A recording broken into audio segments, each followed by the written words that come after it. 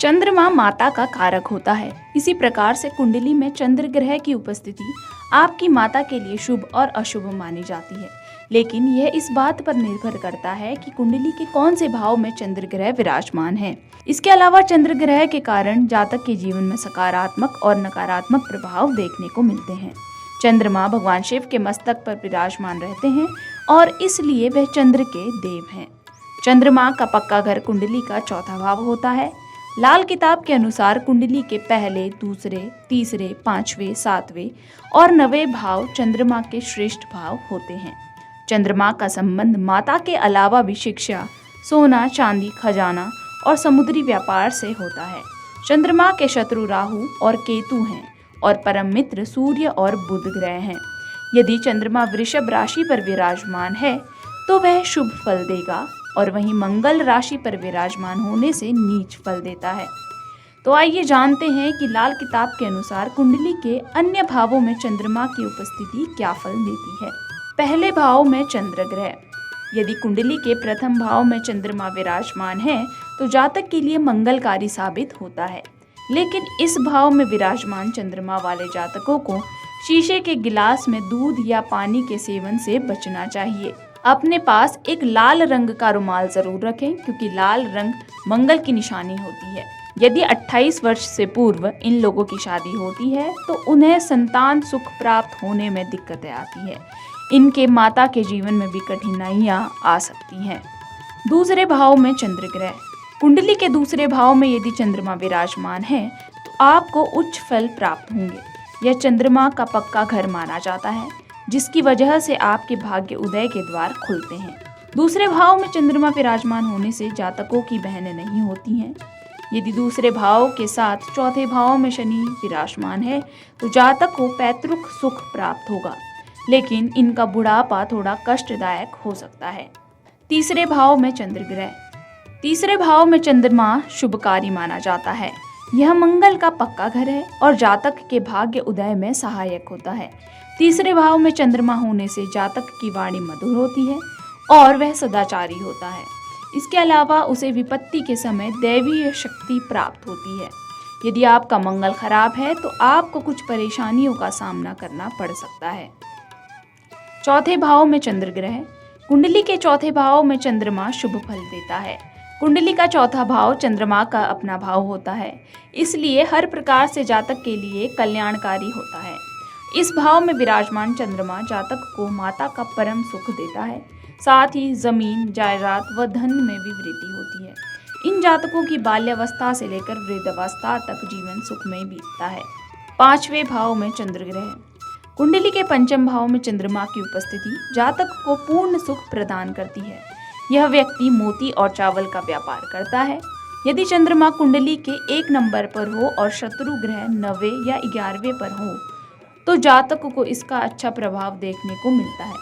वहीं दूसरी तरफ यह भी तीसरे खाने में आ जाए तो इसका विपरीत प्रभाव होने से नकारात्मक प्रभाव भी देखने को मिलते हैं। छठे भाव में चंद्र ग्रह। यदि चंद्रमा कुंडली के छठे भाव में विराजमान हो तो जातक को माता पिता का सुख प्राप्त नहीं होता है। यह जातक अवैध संबंधों में उलझ जाते हैं। यदि छठे भाव में चंद्रमा विराजमान है और जातक को चंद्र और केतु का नीच प्रभाव मिल रहा हो तो उनके घर अधिक कन्याएं जन्म लेती हैं। इनका बचपन 6 वर्ष की उम्र तक थोड़ा कष्टदायक होता है, हालांकि उसके बाद का शेष जीवन सफल बीतता है। सातवें भाव में चंद्र ग्रह। सातवें भाव में यदि चंद्रमा विराजमान है तो जातकों को विशेष सुख और सौभाग्य प्रदान करता है। जातक एक अच्छा शिक्षक, व्यापारी, वकील या कुशल नेता बनता है। इन जातकों की माता से लड़ाई होना उनके लिए तबाही का कारण बन सकता है। उनके घर में धन की कमी नहीं होती है। सप्तम भाव में चंद्रमा है तो जातक ज्योतिष का जानकार होता है।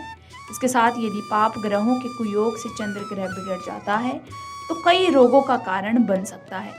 यदि शनि और चंद्रमा एक साथ एक भाव में विराजमान है तो जातक को नकारात्मक प्रभाव भी दे सकता है।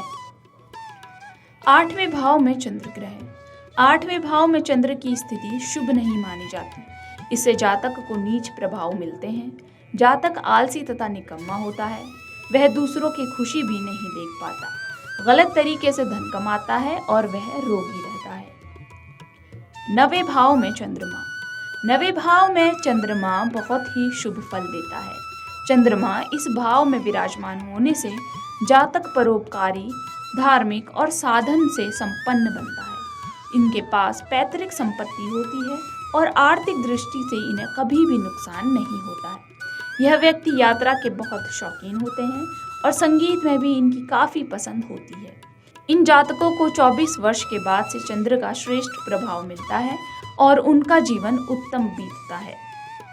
10वें भाव में चंद्रमा। यदि जातक की कुंडली के 10वें भाव में चंद्रमा विराजमान है तो वह अशुभ फल प्रदान करता है, क्योंकि 10वां भाव शनि का होता है। वह जातक हर तरह से परेशान रहता है और अक्सर माता से अनबन होती है। इस जातक की संगति बुरे लोगों से होती है और वह धोखेबाज और कम दिमाग वाला बन सकता है। इन जातकों के पास 42 वर्ष तक आते आते अच्छी संपत्ति आती है और उनकी दीर्घ आयु होती है। 11वें भाव में चंद्रमा। कुंडली के एकादश भाव में भी चंद्रमा अनुकूल प्रभाव नहीं देता है। यदि किसी जातक की कुंडली के 11वें भाव में चंद्रमा है तो वह अपने दादा दादी को कष्ट पहुंचा सकता है। राहु की कुदृष्टि के कारण इनको संतान उत्पत्ति में बाधाएं आ सकती हैं, क्योंकि राहु को चंद्र ग्रह का शत्रु माना जाता है और चंद्र के प्रभाव को नष्ट कर देता है। इन जातकों का दादा दादी के साथ मेल बहुत ही कम होता है और भाई बंधुओं को कष्ट देता है। हालांकि इन जातकों को महिलाओं से अधिक सहायता मिल सकती है। 12वें भाव में चंद्रमा। कुंडली के 12वें भाव में चंद्रमा की स्थिति जातक को रहस्यमयी और अपने भेद न उजागर करने वाला बना देती है। यह जातक कम पढ़ा लिखा होने के बाद भी अपने व्यवहार और कुशल से काफ़ी कुछ प्राप्त कर लेता है। यह धार्मिक होता है, फिर भी अपने धन से परेशान रहता है। यह जातक अपने पूर्वजों की प्रशंसा करता है और दूसरों के भेद हमेशा छुपा कर रखता है। तो इस प्रकार से लाल किताब के अनुसार कुंडली के 12 भाव में चंद्रमा का प्रभाव अलग अलग होता है। यदि आपके पास इस विषय से संबंधित कोई अन्य सवाल है तो हमें कमेंट कर ज़रूर बताएं। मिलते हैं जल्द ही अगली वीडियो में, तब तक के लिए बने रहिए हमारे साथ। धन्यवाद।